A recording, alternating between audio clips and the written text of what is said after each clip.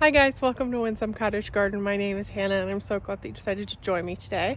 We are finally prepping to get rid of this crabapple tree, which is basically dead. And so today in this video, what we're gonna do is actually move the stuff underneath it out the way and find new homes for it, either in my yard or pot it up so it can be taken to the cottage and planted there.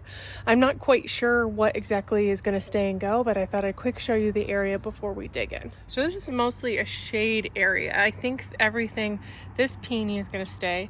But then all of these, so there's a couple hellebores in here that need to move. There's 4 or 5 hostas. There may be an astilbe, I'm not quite sure.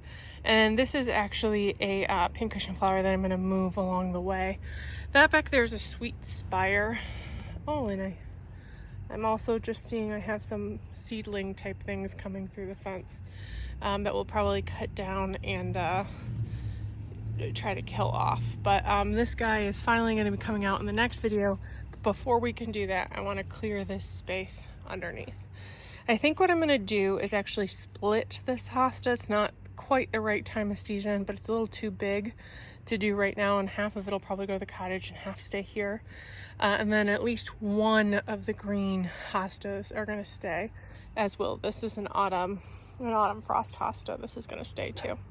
And then I think maybe one of the hellebores will, but the rest, there's actually more underneath this hosta you can't even see that are going to be going up to the cottage. So I'll need to pot those up in a way that they'll be happy for a little bit. What I'll probably do is set up a camera so you guys can see me kind of pulling them out, finding new homes for them, and then afterwards I'll walk you around and show you where they ended up. I do know a good chunk of them are actually going to go in the bed that we weeded recently, because that was done in preparation for this. So a good chunk will go here.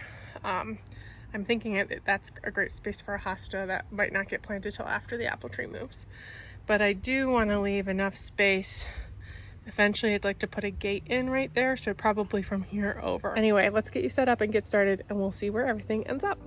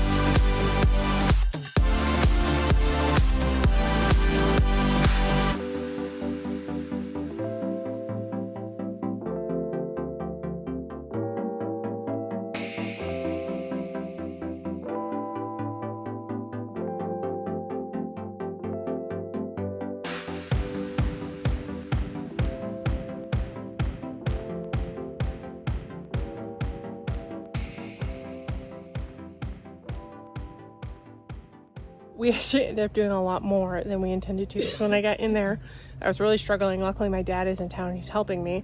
And he said, let's just take off the limbs of the maple now. So that's what we did.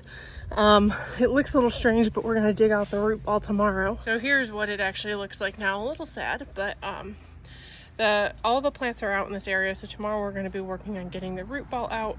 And kind of using this as leverage as needed. The plants that I haven't moved, one more hellebore is going somewhere, but the hostas we ended up splitting, which is not really the right time of year to split them, but it made them a lot easier to transport. So this one we actually split into two. One is going to the cottage, one is staying here.